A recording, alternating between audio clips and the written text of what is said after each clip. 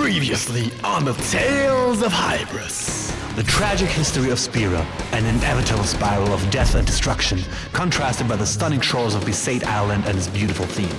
A summoner in danger, while the guitarists of Besaid Village vibe to their Spira Unplugged jam. A hymn of faith sung all over Spira, and a famed high summoner, Lord Braska. A temple of trials, filled with danger, underscored by monk-like chants and bells of legends. The phantoms of past experiences as ghostly flashes behind eyes shut. The profession of summoner to end a reign of sin. And the calm beast Veilful, accompanied by Nakano's The Summoning as a show of power. Hello everybody and welcome back to the Tales of Hybris. Video game music as an essential part for storytelling from the perspective of a professional musician. And a music producer. Today, we are going to have our first real conversation with Yuna, the summoner of our group. We learn a little bit more about her and her past, accompanied by Uematsu's track Braska's Daughter. Then, as we leave for the same boat, Yuna's theme plays as she says her goodbyes to Besaid. As we journey on to Kilika, we learn more about Lulu and Waka. The ship's scenery is accompanied by the beautiful yet melancholic theme of Movement in Green, written by Nobu Uematsu. In our next conversation with Yuna, she seems really interested to know more about our Zanarkand, since she has been told stories by a man named Jekkt, who was a guardian to her father on his way to becoming a summoner. All of this is accompanied by the beautiful theme, A Fleeting Dream. Just as we seem to enjoy ourselves a bit on the boat ride, Sin reappears. In our attempts to steer it away from Kilika, the town that we are about to visit, we are reminded once again of the pure power that is Sin. So, before we dive right in, if you enjoy what we do here, head on over to patreon.com/Hybris Collective, or you can shoot us a message in the links down below if you want custom music for your next video game projects. So, praise be to YouTube Yevon, and please the face of the algorithm by leaving some thoughts and comments. Thoughts and comments. So, let's give a proper farewell to Besaid, and let's get to know Yuna a bit more.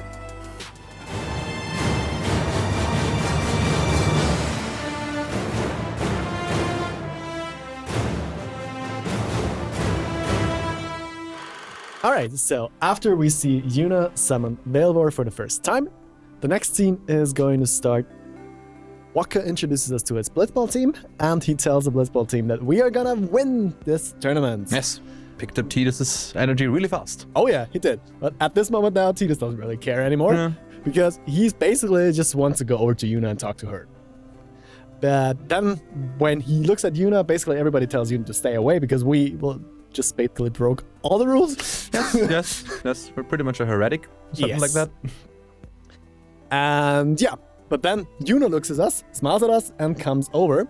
And she's actually apologizing to us and thanking us for helping her. Which is also one of the first character traits we get to know of Yuna. Yes. Very apologetic. Yeah, that's true. And then Tidus is complimenting the Aeon. And this is a really cool character trait of Yuna as well, because she's like, oh, really? Coming over like super excited.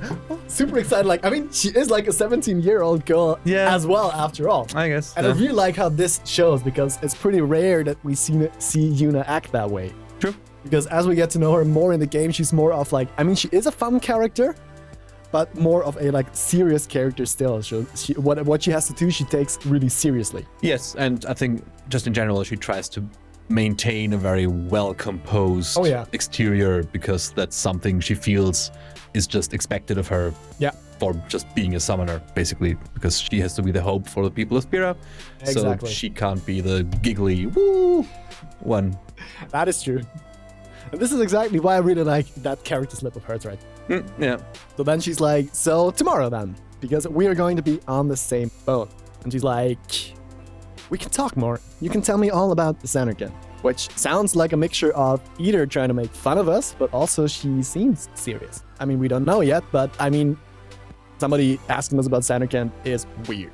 Yeah, and that's at least for how I felt it in that scene. It felt more like serious. Concern's not the right word, but serious interest. Yeah. Serious curiosity to no, we can talk more about. Tell me more about this. I want to know. So Definitely. she definitely gives off the vibe of, no, okay, I might believe you. Bam! Bam! That's a bam. Let's just move on. But yeah, I mean, she definitely seems interested and doesn't seem like she makes fun of us, but still, it's weird that somebody actually kind of what?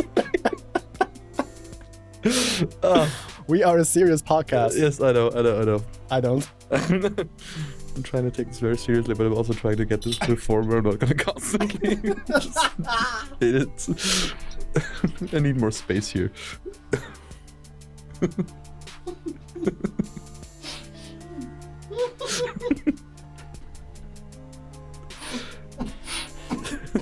Are you okay?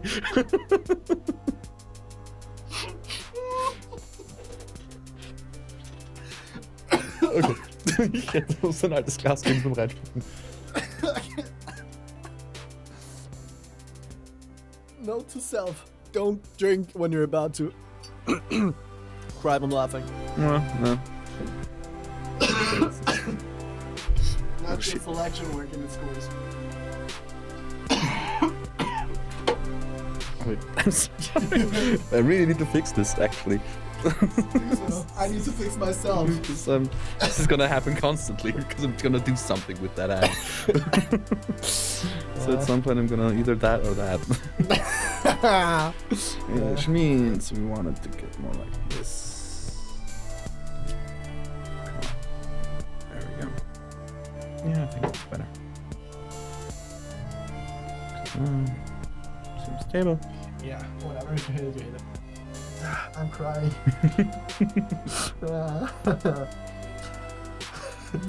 Should we start over or just not give up? There were some usable sentences in there.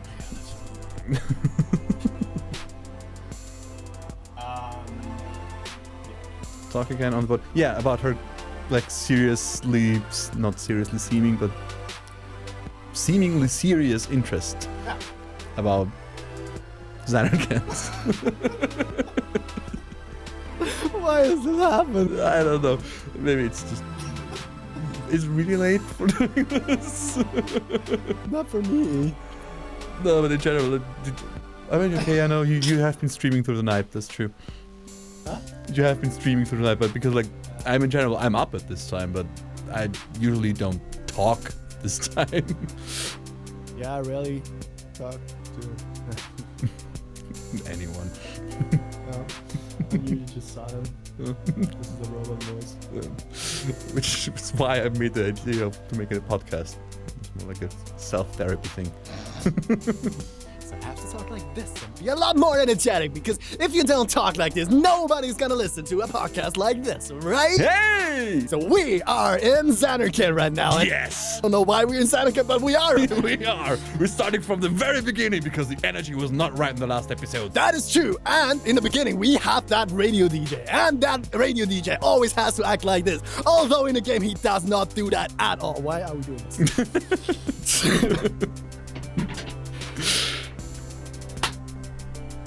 Where do you want to start? I don't know.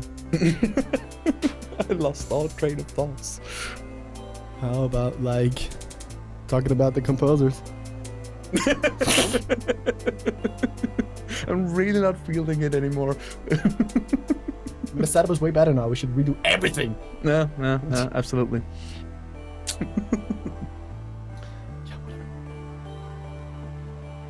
Yeah. Let's talk something about that. What? There were three sentences in my head that I didn't say out loud. Okay. So there was That's okay. there was no context. That's fine. If you just sporadically give me some insight into your brain, I'm good with it. I'll connect the dots at some point. I just have to read. What the fuck is going on? Okay, next time I'm definitely gonna write out better sentences. Is it just quality of the sentence, or do you mean full sentences? I don't even know. Just something I can read. Yes. Yes.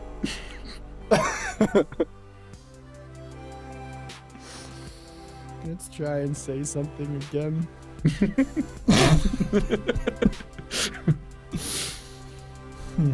It's gonna be like 90% outtakes.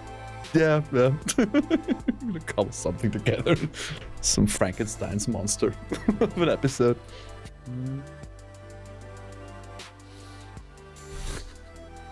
Alright. So yeah, but it seemed way more interested, like the way she talked to us, it seemed like she was really interested to know about Zanarkand, which is still weird for me. Because she's kind of the first one that actually shows interest, and it is not completely like repelled by hearing that we are apparently from Zanarkand. True. I guess a part of me always somewhat read it in the way of her being even more connected to the supernatural or divine realm of Spira, making it easier for her to believe something like, okay, yeah, maybe that person came from a city 1,000 years ago. I mean, basically, we don't really have to speculate because, like, in basically the next kind of scene, the next chapter, let's say, she's going to talk about it anyways, why she believed us. True, yeah, right. We don't have to speculate too much here anyways. You're absolutely right. Anyways, then another, like, Walker bro kind of scene, because, like, he comes over to us and is like, she's cute, yeah? And then you can answer, like, yes or no, which is, like, a hidden, like, mechanic of character connection. That is like behind the scenes with a few scenes that come up later. There's what does that do again? I fully forgot. There's like 3 or 4 scenes. There's later like a jet ski kind of scene in the snow. Yeah. Where it depends which character is gonna sit in the back of yours. Yes. And there is, I think, a second one in Guadasolam. Mm-hmm. And a third one at the very end of the game somewhere. Okay. So I've watched a few scenes, but it's not really. I mean, none of those actually make sense, especially of the later ones. I mean, the one in Guadasolam is actually pretty fun because it depends on. Yeah, let's leave that for Guadasolam. No. Accompanying this, we have the next theme, which is called Braska's Daughter. Yes. All right, let's move over to Cubase. There we go.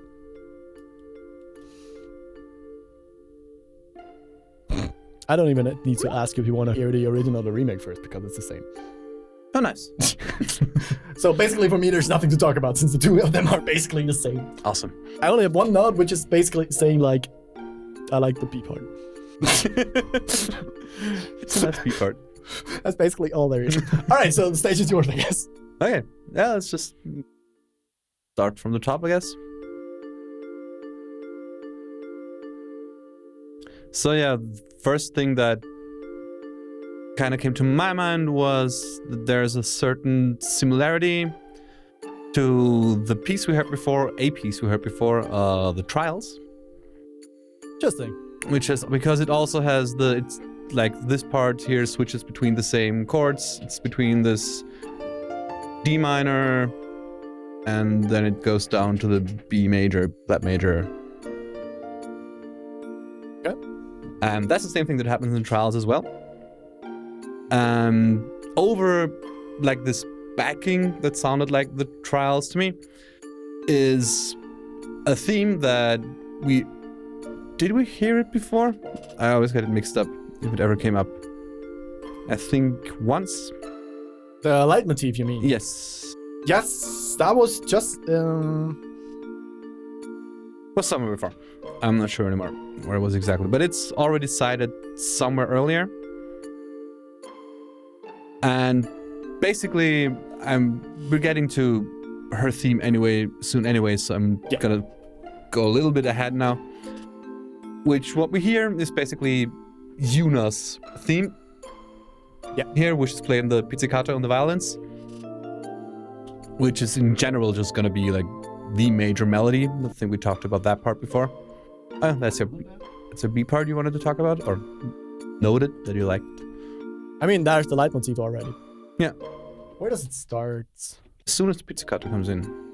All right, basically the whole theme is the leitmotif. Yeah. The whole song is basically a leitmotif. Yeah. It's basically another rearranged version of Yuna's theme / Soteki Dane? A theme we're going to explore quite a bit more, quite late game. Yeah, like in its original version, it takes some time to come up. But yeah, I just kind of like this also, that there's some, we're gonna bring it back up when we talk about the original theme, but basically that here by just using the same 2 chords as we have in the trials, the D minor and the B flat major, takes the same theme but a melody and reharmonizes it a bit, because like the chord changes only become the very same at the end of the melody. Those are the same as they are in the original, but the first part has more changes when the original melody Soteki Dane comes up. And here's just between the D minor and B flat. I completely lost track. I could see the decay. the slow. Oh, what? Which part did what and why and how? I could try this again.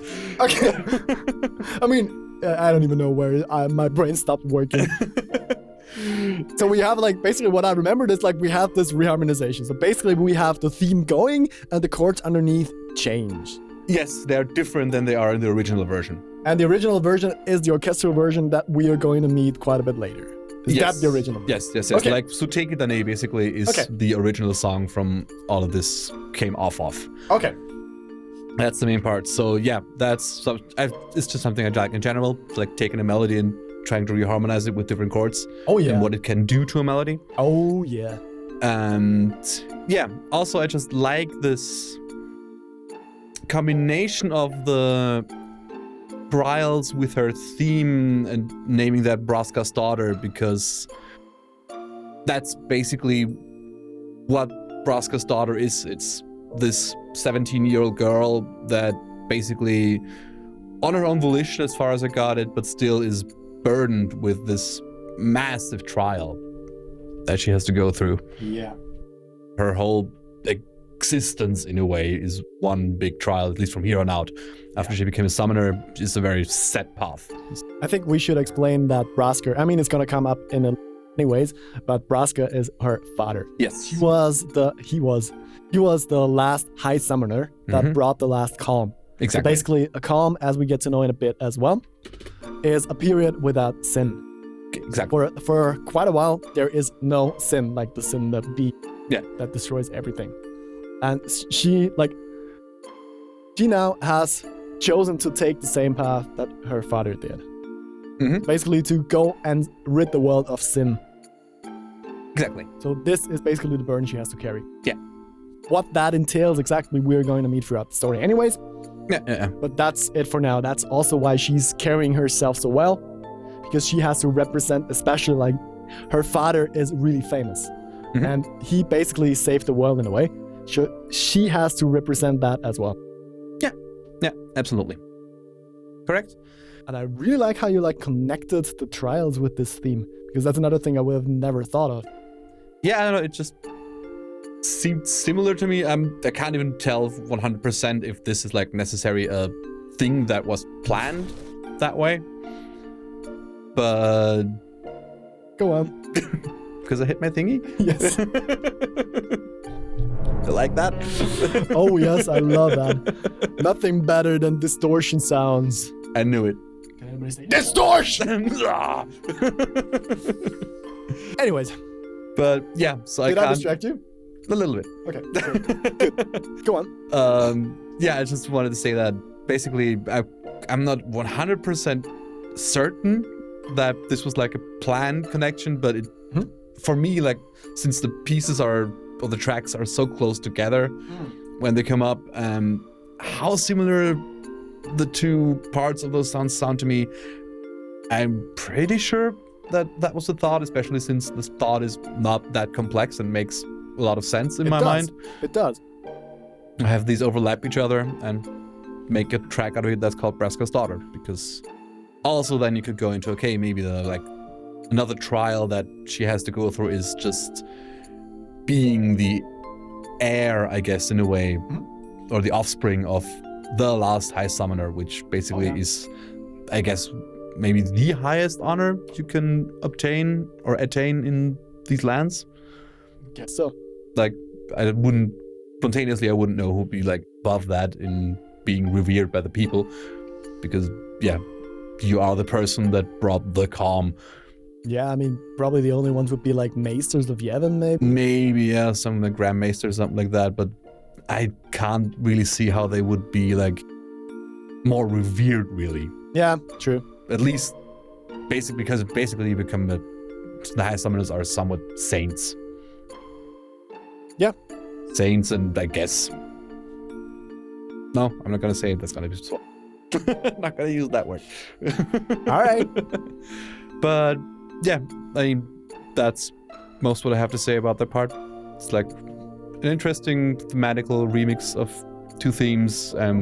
Again, another piece that's based on Sotekidane. Yeah, that is true. Yeah, interesting connection to make. But I just think that like the trials I basically just tried to forget that theme, I guess. Because at some point it just plays in your head over and over, and you start it's just gonna be background noise at some point. So maybe that's why I couldn't even really say anything except for the Buddhist monk thing for the trial. Yeah, I get that. That might be a thing. All right.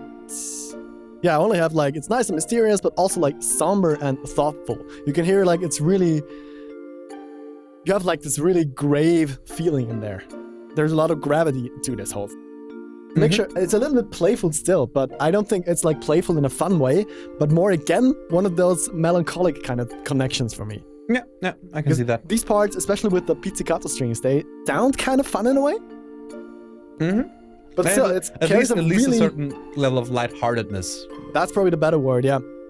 But still, I feel there's a lot of gravity to this whole track. There's no percussion there. There is just basically everything is stripped down quite a bit. I would agree, yes. Yeah, you're actually right. It's very minimalistic.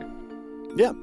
And I feel like this is also a little bit of a foreshadowing with the gravity I feel with this track. It's a little bit of a foreshadowing for the burden she has to carry, which is also probably a stretch to say once again. But if you're trying to explore what the music can say to people, this is what it said to me. Yeah. A few weeks ago, and probably wouldn't say the same thing to me right now, but it did a few weeks ago. And I mean, in general, a lot of this podcast is going to be stretches. Trying to interpret every piece of that huge soundtrack. There's going to be some cases where some people might just be like, sure. What did you smoke? I want that too. All right, so after this scene... No, I'm hitting things. Yeah, it's catching on. I like it. I don't. Because it's my stuff we're destroying. Yay. So after the scene, we have another flashback scene. We can see Tidus on basically the edge of Besaid, at close to the sea. And we see Yuna standing there as well. She's talking to Tidus that he is going to take her to Zanarkand, that she wants to be taken to Zanarkand. But then right after this, Riku appears. Because he also talked to Riku about basically no, he didn't talk about. Riku appears, and she also basically wants to be taken to Zanarkand, because that was a little bit of a flirty kind of thing going on there as well. And we're still a 17-year-old boy. Yes, we are. And it's a little bit of basically Riku and Yuna fighting over him. Who is gonna take you? Who are you gonna take with you? That kind of thing, which is kind of fun. And one of the things that I think is kind of fun, Riku comes over as well. He starts doing his warm-up, sporty, dancey kind of thing, which I think was really fun. Yeah, for me, I can't really say this is one of the scenes in that game that so hard rides the edge between it's fun or is it really cringe. For me, the game does that sometimes, at least for my taste. I don't would not try to make that as a blanket statement. I don't want to try to say the game is cringe, but at least in some moments it can be for my taste. Yeah, I get it. I don't know, but yeah, that's not really I'm not really trying to throw shade. It's just it's okay. It's just sometimes some moments are not necessarily made for me, I think. Yeah, fair point. I mean, this fighting thing, but that's just... what I think makes this scene quite good is that this is basically just a dream that Tidus has. I mean, And he's a 17-year-old boy after all. And basically, in his mind, like, these two pretty girls kind of fighting over him. But then, like, the next thing that happens is the interesting thing. Yeah. Because, I mean, he is in his kind of dream world, but then his father appears. It's like, you with a woman? Like, completely, basically discrediting him, making fun of him, like, being with a girl. Yeah. And then we basically have Tidus saying that he hates his father again way more strongly. And we have Yuna as well as Riku, which by this point standing next to Jekkt for some reason. And at this moment, Tidus also turns back to his like 8-year-old self or whatever, like his kid self. Basically, you can really see him crouching down, being like afraid, or like not really afraid, but like sad that his father is basically like not really sad. What's the word for that? Basically like frustrated? Maybe? Yeah, probably like basically like a frustrated little kid because his father is putting him down again. Yeah. And especially with these two girls now standing next to him, because he's always been like this really hero kind of character for all of Zanarkand as well. Him being the star player. Yeah, absolutely. Him meaning Jekkt in that case. Then Yuna and Riku also telling him that basically, what did you say? You have to speak up, you have to speak loud. And he's like, I hate you! And then the next thing I think is pretty funny because like he wakes up, I hate you! It's like, I think that's just funny. No. Waking up like this, I hate you for no reason. But yeah, I mean, I agree. The scene, I mean, I think it's funny. No. It's a little bit of cringe, but I like it.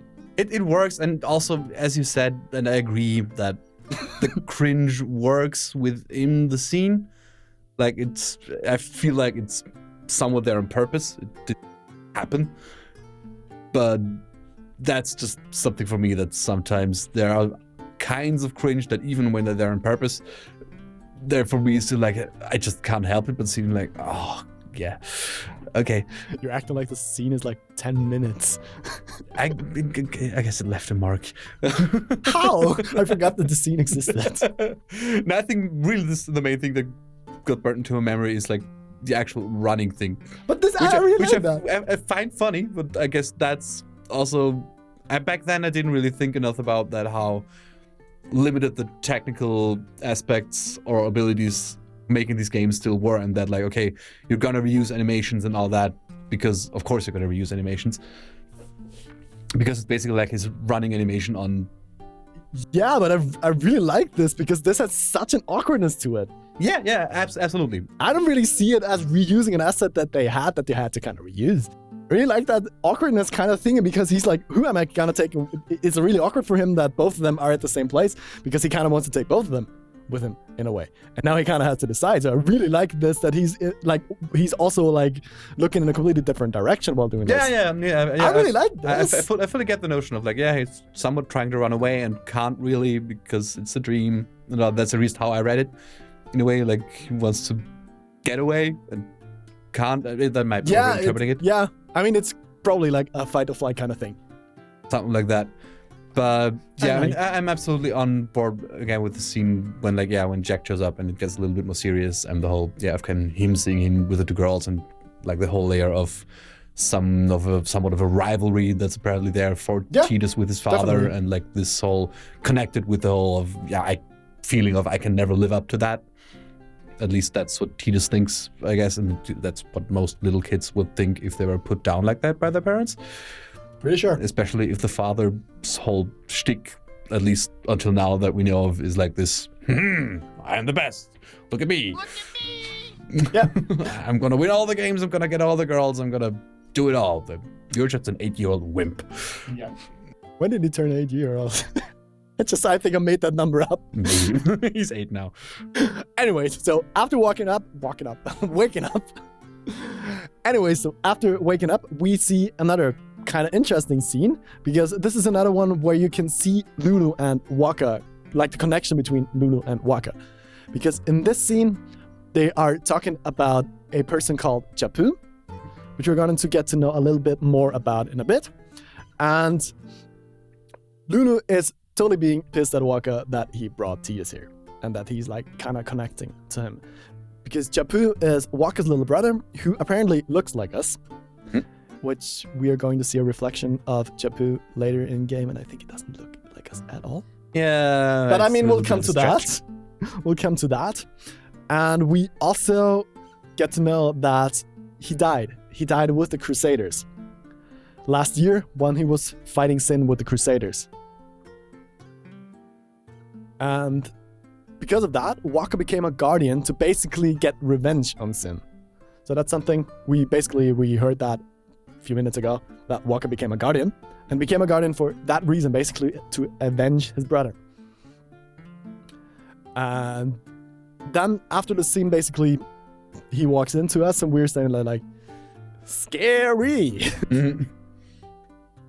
Also, I have to say that what I like really about the scene is that one of the, for me, most underdeveloped characters, which is Lulu, in the game, gets at least some characterization here and some emotional stakes in the whole thing. Yeah. Where you get like a feeling of, okay, Japu was really important to her and all that. So she feels like, from this point on, she felt to me at least like more of a part of this world. Before that, to me, when I played it, especially the second time, it had the feeling of, okay, this is just a goth girl put into there. It's basically just fan service. Yeah, and I'm not really sure what to make of her. Like, with this scene, at least there's some kind of, okay, there's a relation between Walker and her, and it's about a person who they apparently shared affection or love in any kind for.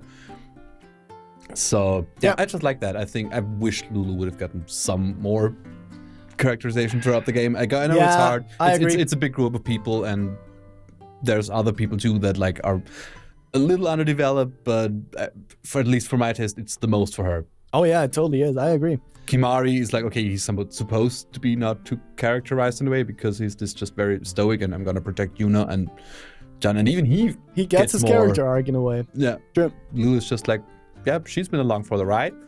I mean, she gets a little bit of character development, but it's like one small scene very late in the game. So I totally agree. It's a shame that we couldn't really explore more of her character in that way. No, especially since I really like the setup somewhat that they do with all this emotional conflict between her and Waka and potentially Tidus in a way.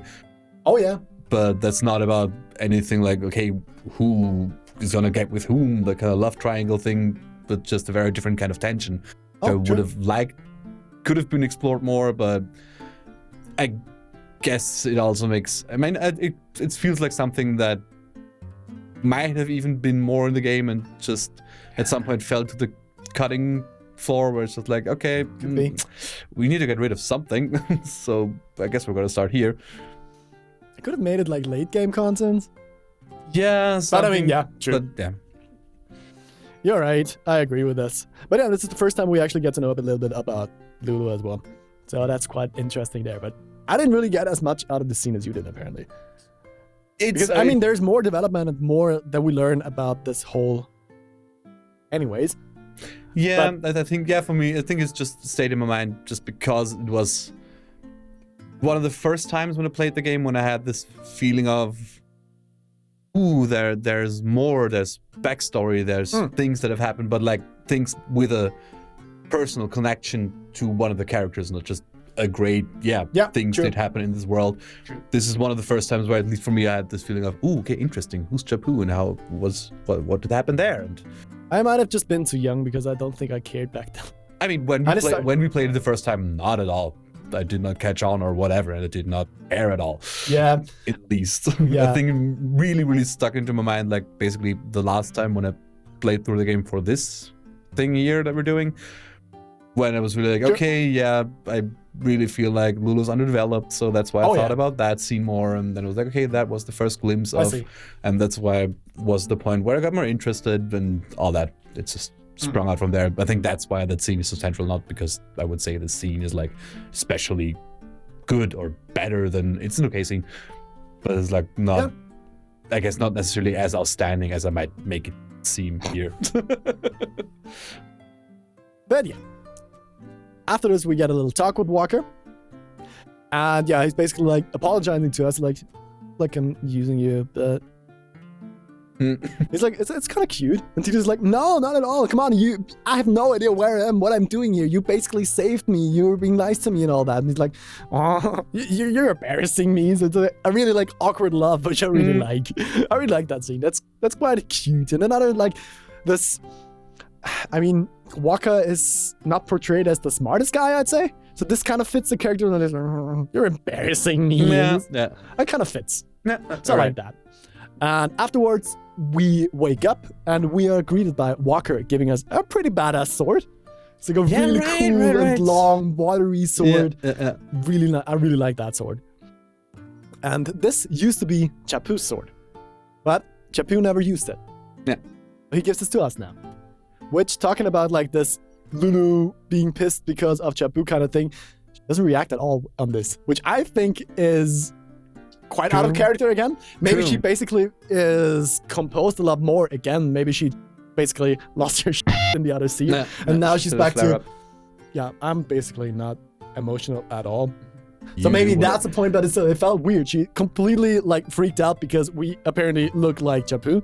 Yeah. And then it's like, and she's scolding Waka for basically bringing us along. And now Waka is even giving us the sword that Chapu never used. And she doesn't care. True. Yeah, I didn't catch on to that, but you're absolutely right. It's like, especially since this is like, yeah, as you said, some kind of special keepsake. Oh yeah, in a totally way. Is. It's like, yeah, this sword, and he never even used it. It's like, there you go, boy. I knew for 2 days, something like that. You have win the tournament for me. Win the tournament, but before you do that, have the sword. Yeah, but I really like that sword. That's cool. And yeah, there's like the goodnight theme in between. Is there anything you really want to talk about there? No. It's a fun jingle, I guess. Is there any difference between like, I think there's a little bit of a difference between the original and the remake, but... Is there even enough time for difference? I even missed it because it's so short. Really, a few seconds. I mean, there is... Oh, let's start with the original.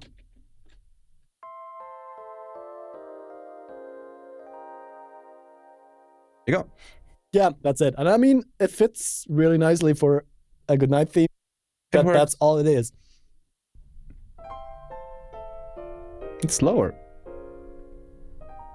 Yeah. And it's a more real piano. Yeah, I mean, the other one is probably like an organ again, but yeah. There's nothing really to say about this anyways. Yeah. It works as what it is, and it's like 2 seconds long, so yeah. Difference is piano and not piano. All right, and after the scene, we get to know quite a bit about Yuna's backstory and Yuna's childhood. Because Waka starts telling us that Yuna only came to Besaid like 10 years ago, starting with the last calm. So basically last period without sin. She has been like a sister to Lulu and him, but she had the talent to become a summoner, which they already saw back then in her. And then Yuna comes out and carries a lot of gifts for the temples. And it's like, Yuna, this isn't a vacation. Yeah, I guess you're right. So she basically like has a whole suitcase of stuff that she wants to give as gifts to the temple. The temples that she's gonna visit. But yeah. And then Yuna is turning around, doing the prayer towards the temple, which is something I want to note there because that is something that is going to be explained quite late in the game. So I'm gonna come back to this. Because I don't know what you're talking about. This actually has quite a strong significance. At least to me, it had. Okay. Just note that she turns around and does the prayer thing basically towards the temple, to the direction of the temple. So yeah, I'll come back to this. So yeah, and during this whole scene where Waka explains Yuna's backstory, Yuna's theme is playing. Yes. All right, so Yuna's theme. Yeah, I mean, I have to say, at this point, I'm not necessarily sure how much I want to talk about it.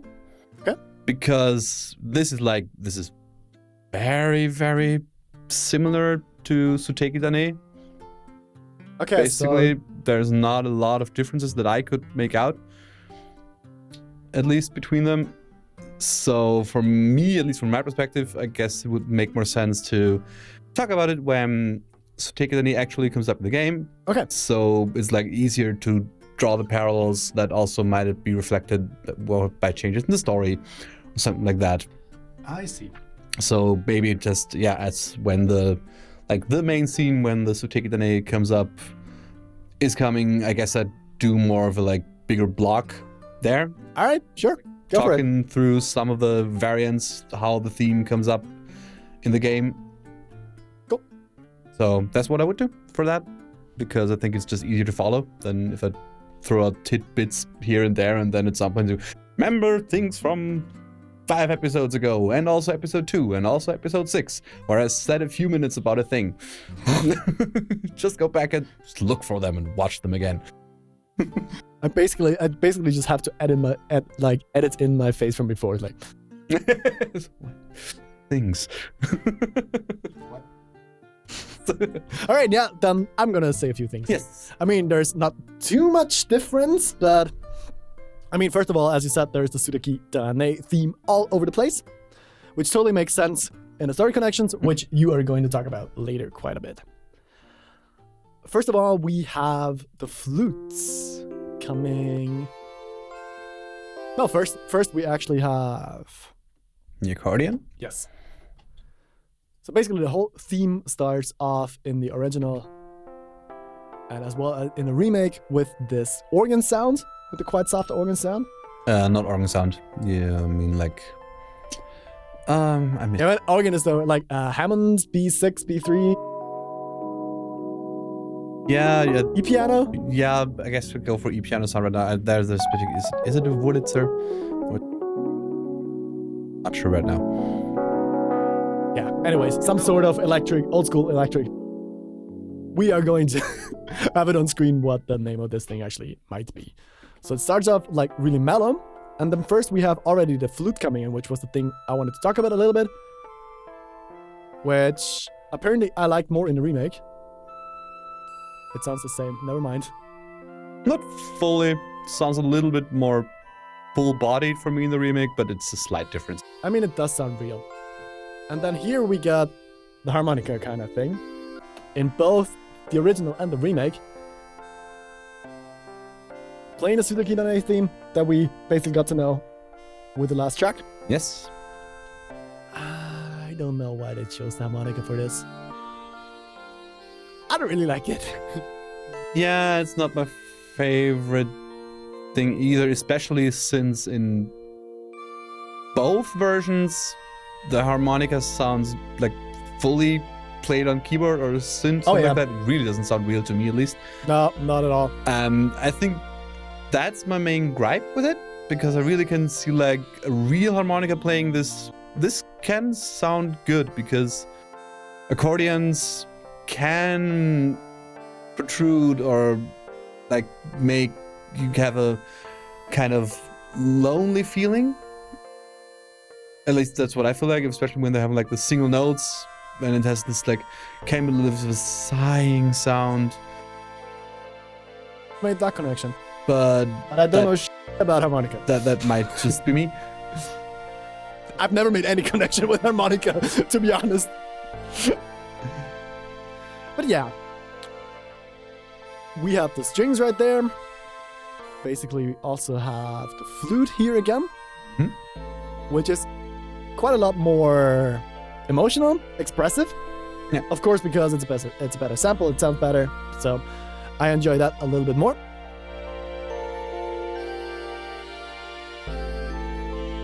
And then we got so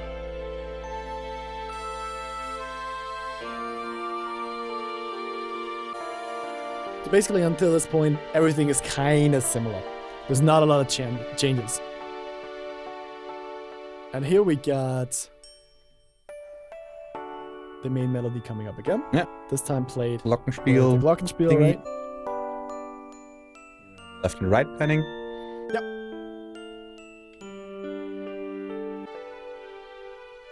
Really similar in the original as well as in the remake. And now I think we have the harmony over the melody.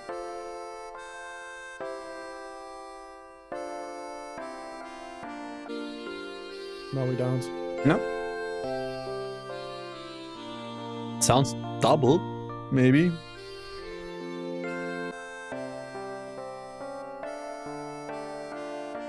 Basically, we have it in the accompaniment. I mean, yeah. The electric piano does somewhat harmonies because, play That's what I meant. chords, Right there. basically moving chords underneath it.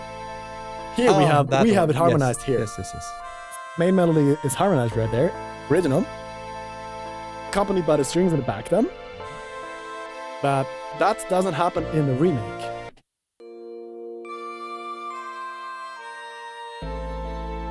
It does.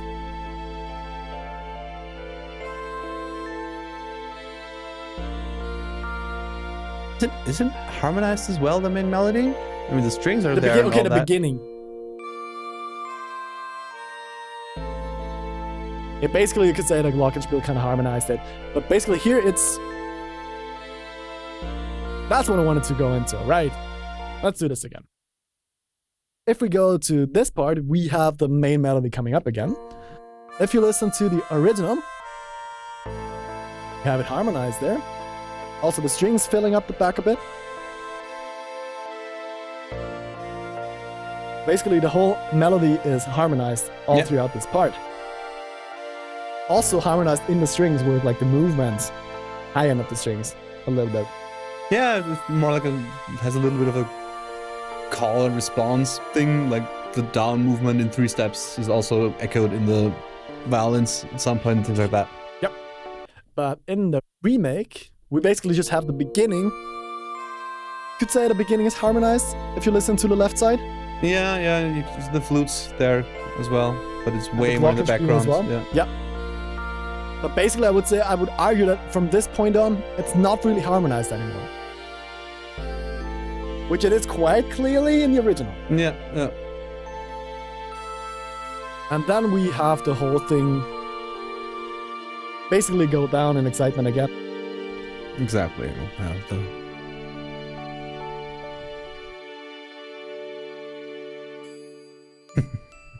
I really like that. Yeah. That basically, I mean, this works with the mixture of the somber as well as kind of playful vibe that Yuna gives off. I think it works with her character quite a bit. Especially but also, with I this. have to say, especially in how it's arranged in Yuna's theme, and I can't really make like a good connection to the game with that, but it really sounds like a lullaby to me in a lot of parts. Like it does. This could be a lullaby in my mind. True. Yeah, but I can't really tell how much of it is how the melody is written or how much is the arrangement, especially in the part where you said when it's going back down and gets more quiet, that really gets those lullaby-ish vibes for me. I mean, maybe because she's such a calm character throughout the whole journey. Oh, I mean, I guess if you wanted to go out on a limb, you could go like in a direction of she's gonna calm Sin, like gonna sing it to sleep in a very metaphorical way. That might be very... That's quite a stretch. But I mean, it's the thing that makes more sense than anything. So yeah, I guess that's it. Yuna's theme, and the whole musical thing is gonna come back up.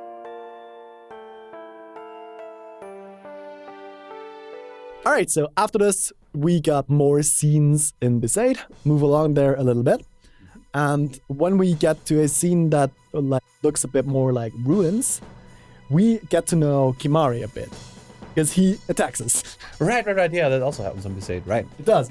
But I don't really want to talk about this theme here already, because it's going to come up later, and I feel it's better to talk about this later. Because it makes way more sense the way it comes up later to me. Yeah. So I think here it's just, I mean, put there, it kind of works, but it doesn't really have any real connection to this scene to me. So I think talking about this track, I think we'll leave for a little bit later. Sounds good. But yeah, basically, Kimari attacks us, and we fight him a little bit, and everybody's like, that's just normal. Nobody knows what he's thinking. He's just trying to kill us. That's fine. Yeah. And Yuna is playful about it. Yeah, I mean, we usually also don't know what he thinks, so it's fine that he just tries to attack us. Sure. Everybody's so chill about that. He just basically attacked us with a fucking lance. Stop enabling your toxic friends. Yeah, I never got that. But anyways. after this, we move through the rest of Besaid back to the beach, where we basically Arrived? arrived, yeah. Got arrived at. Got arrived at. Exactly. And then Yuna's theme comes up again while we're basically walking towards the boat. One thing that I wanted to note about, like, basically this scene and Yuna's theme there, I think it works really well as a goodbye theme. Yes. You talked about, like, the lullaby vibes. I think it also has quite melancholic goodbye vibes that works here really well. No, I can see that. So I like that. And also, you can see all the people basically saying goodbye to Yuna. All of them are crying and really sad that she... Yeah. Which makes sense when you know more about the game. I mean, she's just leaving to basically save the world. Yeah, that's exactly all that we kind of get to know. And then we are on the ship. Yes. The CSS Leaky, I think? I hope so. Let's just go with that. CSS Leaky. Woo! I'm going on a boat. Yes! Seems like a meme thing. With Lonely Islands, they had something with on the boat. Yeah, I'm on a boat. Everybody look at me because I'm sailing on a boat. There we go. That's what's gonna happen next. No. On the CSS Leaky. And now I can make that stupid joke that I just had in mind. Nice. Because CSS Leaky is quite not like the best name for a ship. Because if the ship is leaky, it's gonna sink. There's a leak in the boat. Let's move on. So, on the boat, there is like quite a little bit of character development happening. First of all, we see more of Tidus's character, because the first thing that happens is basically somebody looking around in binoculars, looking into the distance, and Tidus is basically like jumping on their shoulders and trying to steal it from them, which is kind of fun. And then he takes it and looks around. Then he sees Lulu. He can like watches up a bit. He sees her boobies. He stays there for a bit. Then he moves up. So basically, I mean, he's 17 after all. So that's in character. It's in character. For me, it's still anime cringe, but I mean, it is fan service kind of thing, but it works with come on, a 17-year-old boy. Yeah. Lulu. Lulu's character is 90% cleavage. I know. Look at her victory pose. I can do with the excuses. I'm still not here for it. Yeah, I mean,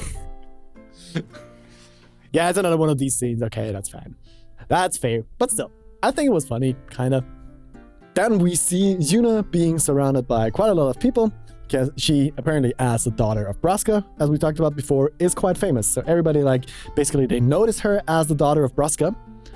And Waka then explains that Yuna's father, Lord Braska, this is where we actually get to know all of this, defeated Sin 10 years ago. So she's heir to a great legacy. Tidus then thinks about, like,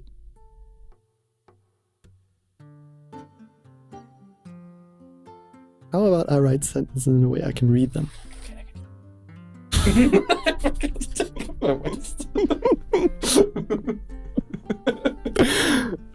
You're welcome. God. All right. Off you go. Back I to was just waiting for the light coming down. Yeah. That would have been like in character with today. Yes. It would have definitely fit the whole vibe.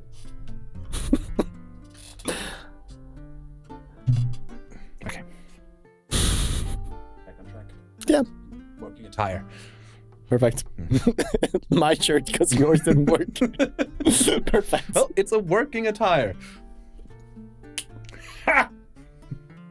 Gotcha there. You did. Just a comeback from my CS Leaky joke. Anyways, so when Tidus basically hears about Yuna's legacy and her having like a famous father, that's when he also thinks about like basically Jekkt being the famous father. So Yuna and Tidus being in quite a similar situation right there.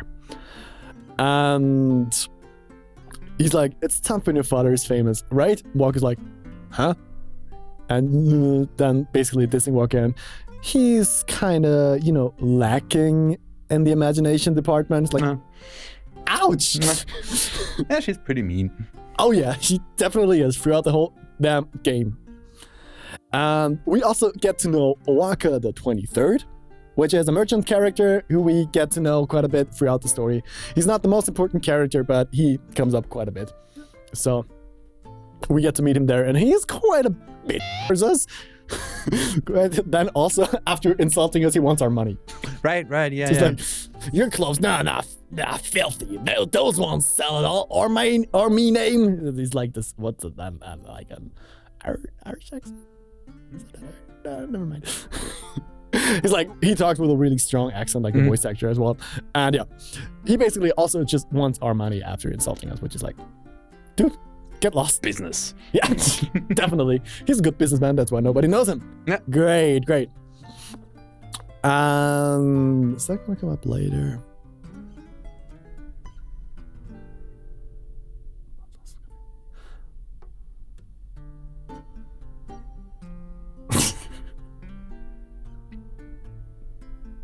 Because that's gonna come up later.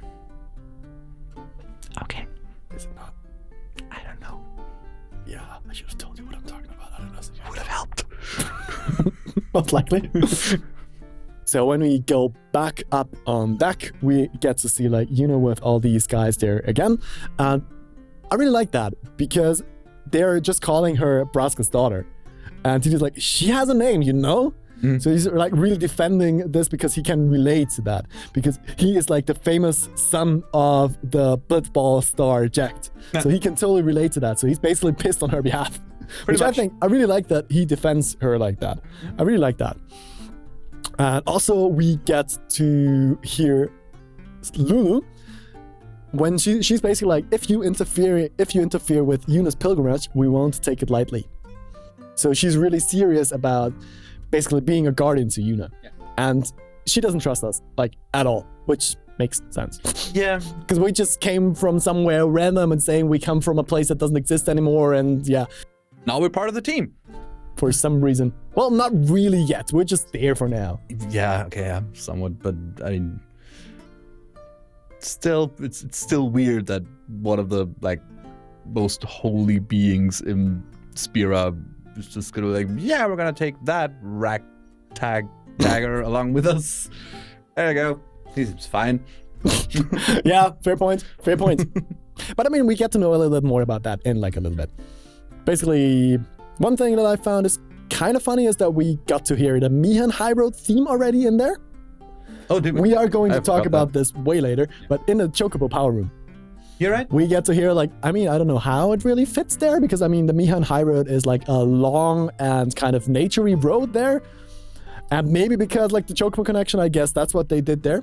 Yeah, and I think because you can ride a Chocobo all along the Mihan High Road once you got him. So I guess, yeah, that was the reason for it. Yeah, it seems fitting. Why not? And maybe the Chocobo theme itself would have been too on the nose or too strong. But we can also hear it there. Because if we talk to the Chocobo keeper, he's like, na na na na na na na na na. So You're like right. really strong, she sings it. True. Whispers it, whistles it. I think she sings it actually. I'm not sure. Like quite strong, quite a bit like out of tune, which is kind of fun. I like that. And then again, Titus is like, what is this? What is all this rumors? Like, it's Chocobo power. What's so special about that? It's like, that's reinforcing the Zanarkand vibe we talked about before. Yeah. That this is another one of these times he basically like kind of the second time he sees an animal. Like an actual animal. Yes. I mean, yeah, Veilbor isn't really an animal, but something that resembles an animal. Yeah. So that reinforces that notion just there again. Also, one thing that I only noticed when I played it this time and never noticed before, we basically, when we talk to Gata and Lucio, the two Crusaders, are on the boat as well. We can talk to them a little bit, and we can hear Gata talk about something, that they have something in the boat that we are not allowed to see. So they're already taking something with them, which is going to come up in a few episodes. Ah, yes. So I found this interesting that this is actually already foreshadowed there, that they are actually working towards something there already, which they don't want to tell us. Yeah. I only noticed this after playing it for like 5 times or whatever. 100% missed that all the Yeah, only just realized that. I thought it was quite interesting as well. So I think the next thing I'm going to talk about leads into the next scene anyways. So I think we can just talk about Movement in Green now. Oh. So first of all, Movement in Green has another quite similar name in Japanese, which is Hodo, which translate to sprouting, which is actually one of the names, like one of the English names I've found as well for this. So depending on where you look for it, it's either called sprouting or moving in green. Interesting. So yeah, I really like this. I really like moving in green. Yeah. It's such a fun theme. Cool. Not impressed? I don't know. I have to think about it. Actually, that's one of the pieces where I'm not really sure where I put it on my all-time favorite list. I mean, I like how playful it sounds. Because we have like the erhu kind of thing, which is, I guess you could say, kind of a Chinese version of a violin in a way. Yeah. I mean, I think you play it sitting on your lap, and I think it has 2 strings. Yeah. And basically no fretboard as well. Yeah. From what I remember. So I had that was the thing we argued quite a while ago with like the kind of Japanese phrasing or vibrato on the violin. That's kind of what we argued about. Yeah. And I really like that. I really like the erhu as an instrument, if it's actually an erhu, something like that. I think it is. I'm not good with these instruments, but I think to me it sounds like an erhu, which is probably like the only ones of these instruments that I know by name at the moment. So that's why it's an erhu. I'm willing to believe you. Oh, that's for good. lack of a better opinion. That's always good. Anyway, so I think this is quite a relaxing piece that is not actually saying too much in and of itself, but it just sounds like freedom, but also kind of melancholic.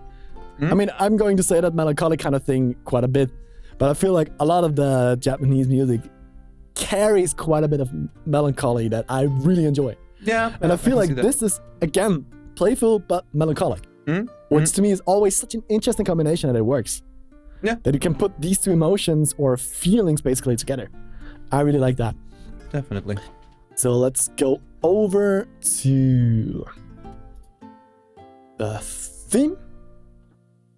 And first of all, we have another leitmotif coming up here.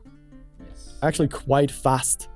So let's start off with the original again, I guess, because that's the one you also know better. Starting off with only percussion. Also, this is an Uematsu piece, by the way. Dun, dun, dun, dun. There, it's already there. Dun, dun, dun, dun, dun, dun, dun. So that's the Zanarkand theme again. Dun, dun, dun, dun. Yeah. Yes. That's there. So, yeah, I don't know, from my part, I didn't have too many notes on this one, except it's the Zanarkand rearrangement, remake in a way, which is something to do a lot, which makes sense because reusing melodies gives more connection, gives more internal cohesion. That's what I wanted to say. Yep. That's true. Yeah. Triangle. Yeah. There are Sorry. No, but those are like the elements I really like about it. I like how the percussion works in a way, how it's like has this going forward thing, but also, as you said, with the melancholic melody over it. Which is right here, actually. Yeah. Which in the remake is more clearly the erhu. Mm-hmm. You can't really hear it as nicely here, because that's just sounds more like a bit of a flute or something. It's hard to make out what it's supposed to be. True. But if we're here already, oh yeah, the original actually loops here. The remake has a different part. Yeah, right. But we'll come to that later. We were just talking about the erhu thing. So there we have the harmonica still, which, I mean, basically we could just start at the beginning again because everything has a completely different vibe here, in my opinion, except for the percussion, which is quite similar. Yeah. Also the triangle, I think that's cool. Already sounds way softer. True. Way softer. And also way clearer to me again, which you might argue again, or you don't actually. Interesting. You always argue like, no, the original sounds clearer. No, I mean, in general, I have to say, on a general basis, I agree with your statement of it sounding clearer. Yeah. I just find it easier sometimes to make out parts of the song in the original versions just because everything's more upfront. Sure. And the remakes are like more spatially divided, or Yeah, I get however it. you wanna, or band, something like that. So, which is something that I would agree makes the whole sound clearer, but sometimes can, of course, just moves elements more to the background, which makes them not as noticeable, which doesn't necessarily have to be a bad thing. I guess it's just something Yeah. that I tended to notice more even when I tried to like listen for certain elements of the song. It was just like, yeah, okay, this is just easier Sometimes it to is, make yeah. out. That's true. But, Especially for something, yeah. He's your who, what? Thanks for the contribution. I'm eating my hair meanwhile. Nice. Anyways, this is the instrument I was talking about. So basically, first we still have the harmonica playing the theme, which is way more back than in the original. I And feel. also only single notes. Oh yeah, Here it's harmonized. true. Didn't realize that. But yeah, I feel like it's way more in the background here because it's like way less apparent, which is basically saying the same thing. But I feel like here it's way more up front. Yeah. And now here, we go to the the thing I talked about before. This really wailing. Yeah, this kind of It sounds vibrato ghostly. this is the absolute main thing of like, yeah, that's what it sounds like. And especially when I played it again and I was running around in the ship, I consciously noticed that this is like really cool again. Because usually while playing it, it's pretty rare that I actually notice something and say, this is really cool.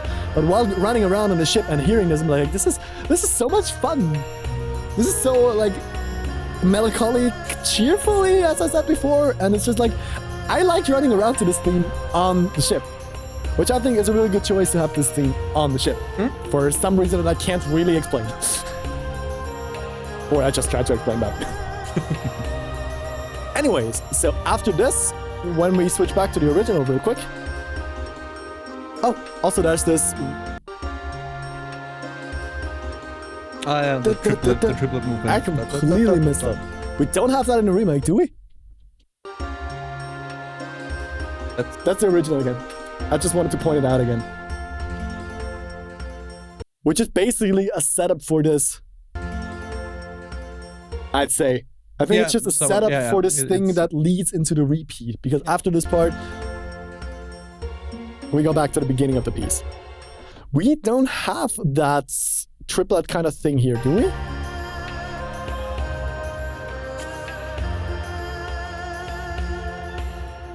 No. And now we have a different part here. Which I really like. We have this kind of splashy choir in the back again. Yeah. It's basically a bit more staccato. We have the melody again, really calmly played on this flute. No, it might actually still be an accordion. And this part is completely different. We have this. Still an accordion. Okay, still an accordion. Pretty sure. I have no idea. I don't have any connections to accordion. But yeah, we have another track that basically builds on the original and adds new elements to it to make the whole thing longer. And especially with the again. I want to come back to that because I love the in this piece. I feel like with choosing the for basically the main part of this theme, I really like that. That adds so much character to the whole theme. Yeah, I agree. Then, do we have anything else? Something with the low synth, which is...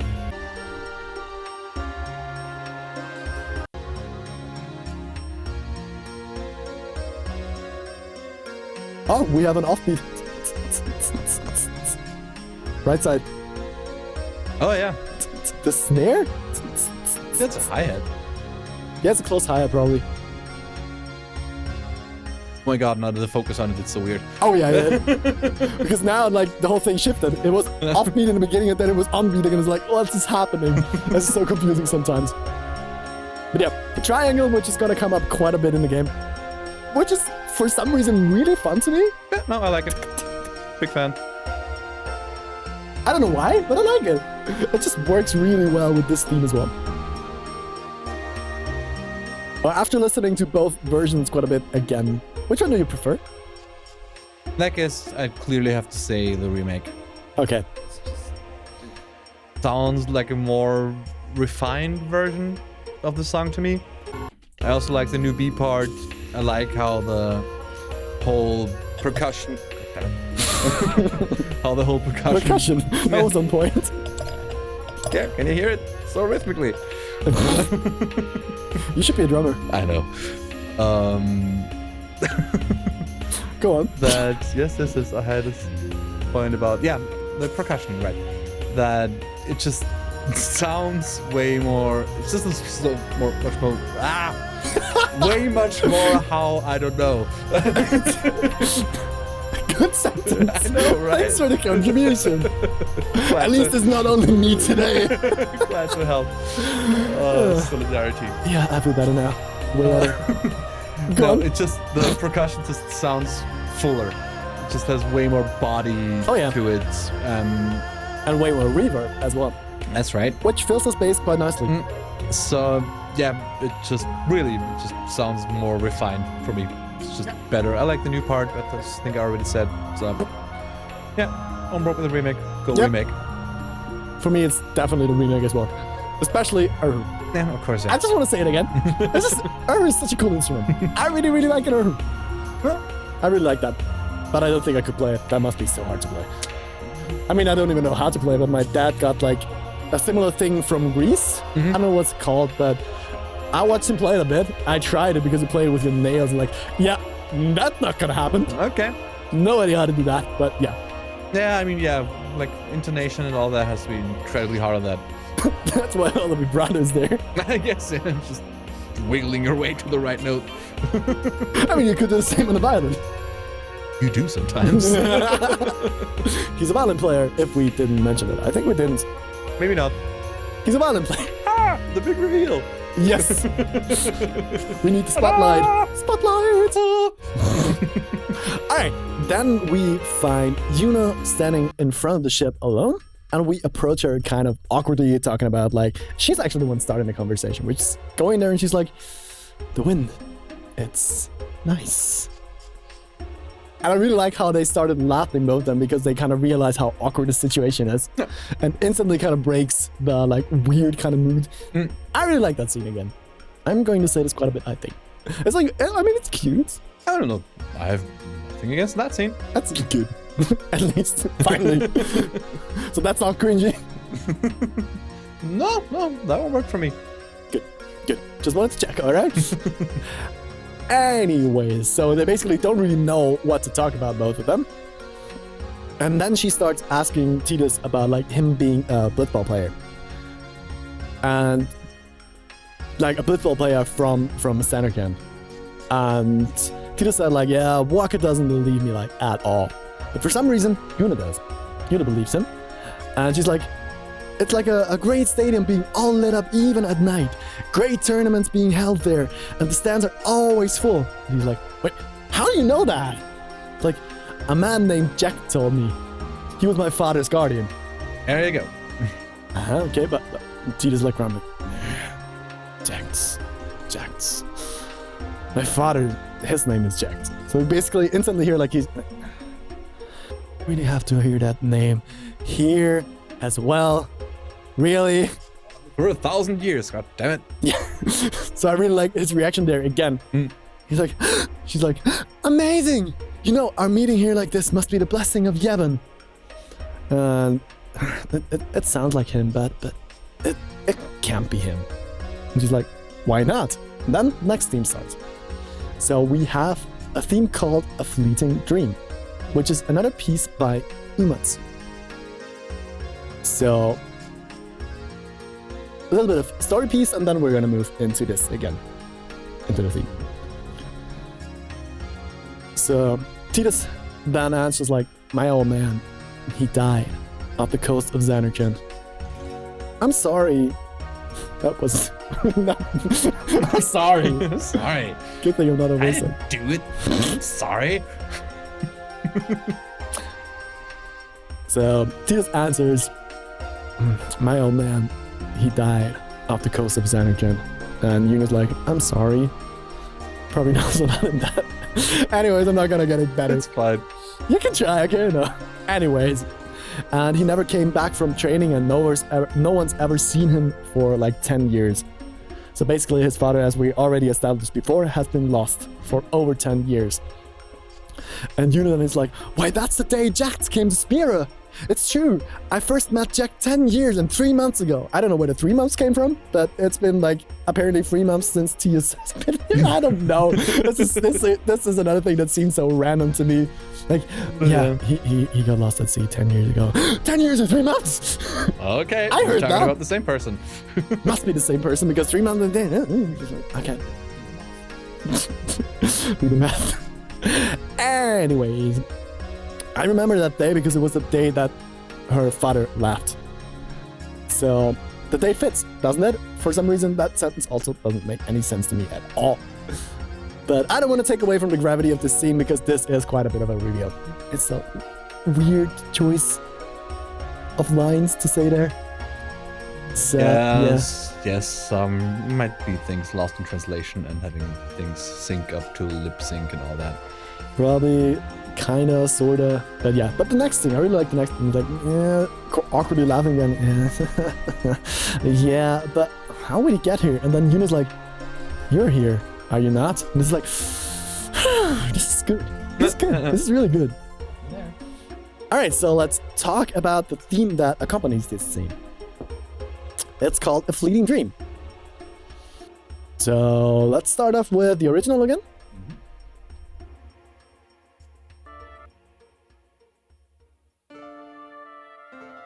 So we have another light motif here.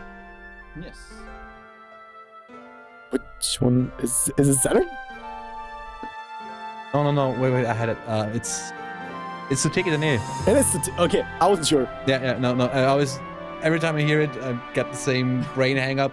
It's like, no, is it? But yeah, it is. Yeah, it is. It is. It definitely is. Also, we have another. Oh yeah, right. For some reason, Breathies again. An Uematsu track, which is interesting to me because this has been such a hallmark of Hamahuzu until now. Right. Here we have it with like Uematsu, and here the theme comes up really clear. No, not yet. It gets repeated again. Also, for some reason, in a remake, this is the menu theme.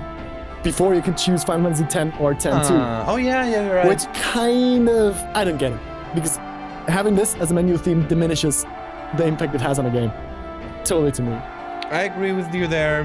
I guess the choice why they made it was mainly it's the main song of the game, so... Yeah, which comes up right here, actually. Yeah. Da, da, da, da, da, da. There it is. Yeah. So that's the main leitmotif. And I really like how it's... I really like the context it's in this. Because this is one of the songs that had such a strong impact to me. Mm-hmm. This song carries so much emotion in this version. I agree. With this breathy, splashy sound effect again, I just love this in combination with everything that's going on here. Really, really, really enjoy this. And it also like really heightens the emotion of this whole connection. Yes. Right there. I mean, it's played quite short, I think, in this place. Can't fully remember how long it's going on, but... Yep. Let's listen to the original, which I think sounds quite similar.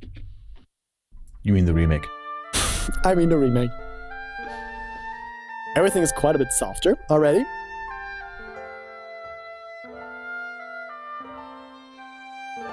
And I like this basically fading into the next part.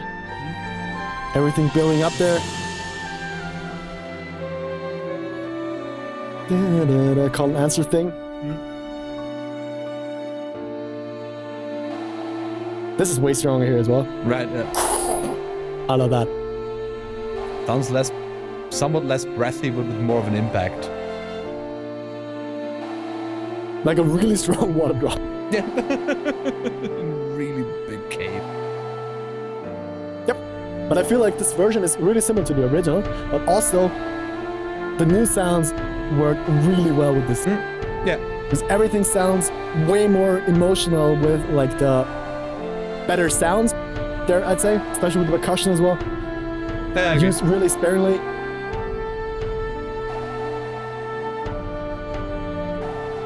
And then here we have the theme coming up again. with the strings in the back. It's way softer again, which I really enjoy.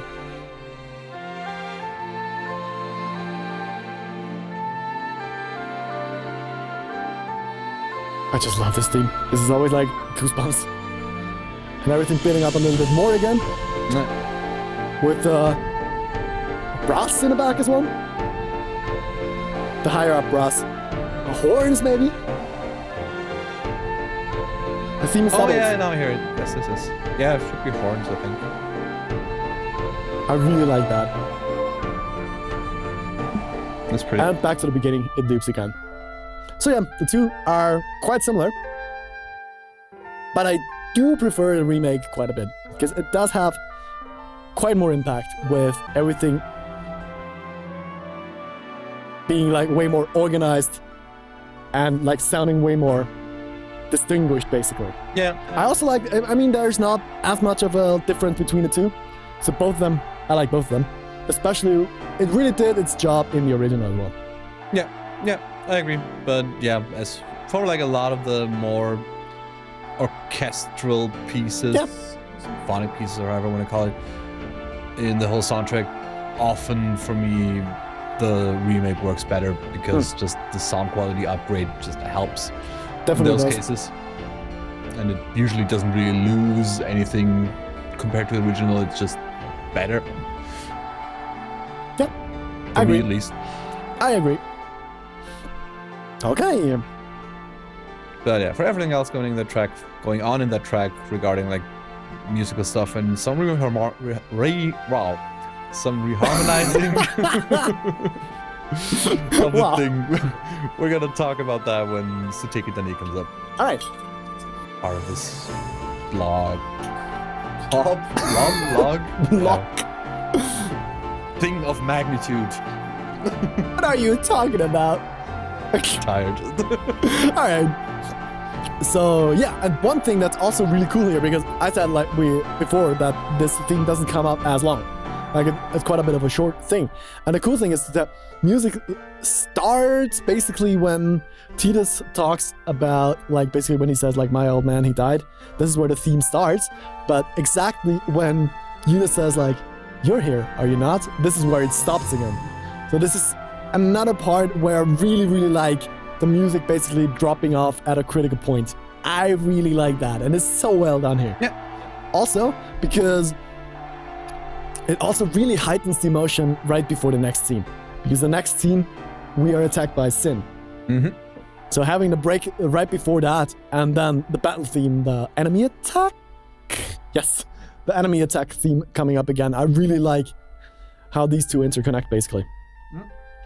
So yeah, one last thing about like A Fleeting Dream, because I really like, as I said, I really love that theme. It always gets me crying a little bit.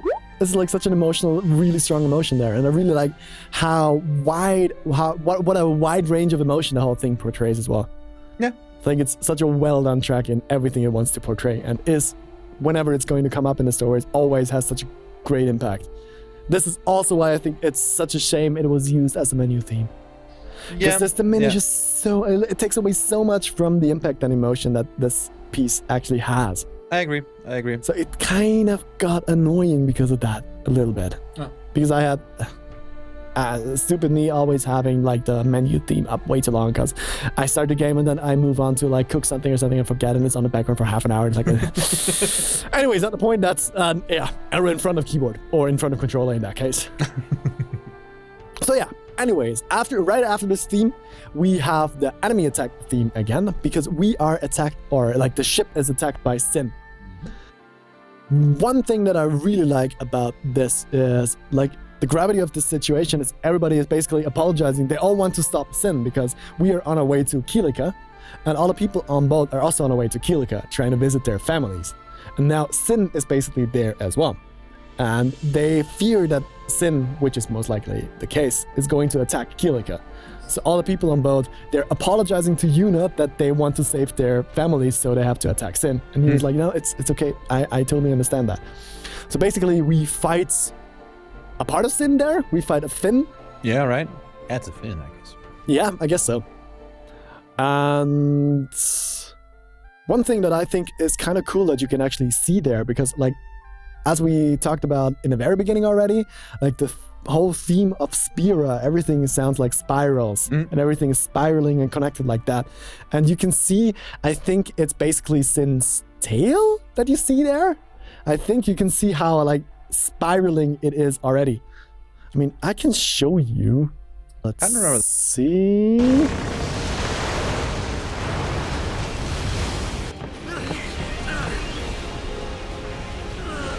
Yeah, we have the attack scene. Basically, Yuna trying to hold on to Tidus. Tidus losing her. And then again, Kimahri being the one to save her. So Kimahri is always there for Yuna. And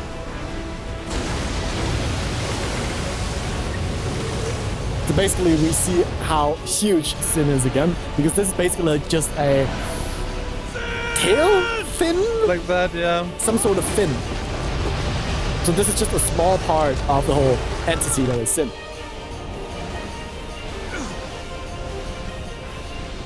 What do you think you're doing?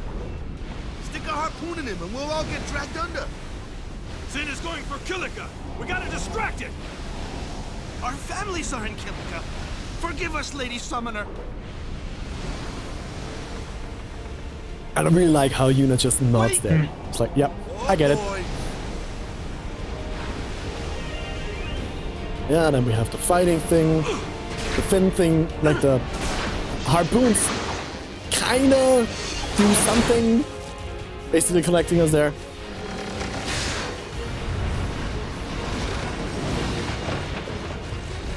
Where's the thing I want to talk about?